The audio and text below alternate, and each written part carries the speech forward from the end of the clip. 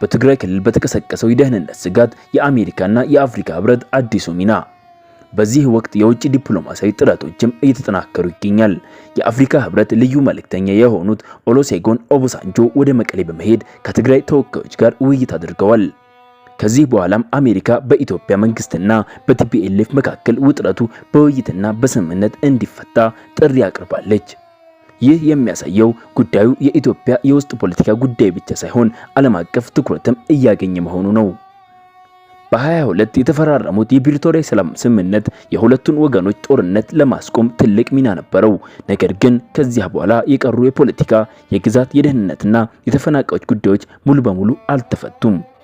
በዚህም ምክንያት የፕሪቶሪያ ስምምነት ቢኖርም በሁለቱ ወገኖች መካከል እምነት ሙሉ በሙሉ ተመልሷል ማለት አይቻልም። በትግራይ ክልል የሚፈጠር አዲስ ግጭት በትግራይ ብቻ የሚወሰን ጉዳይ አይሆንም።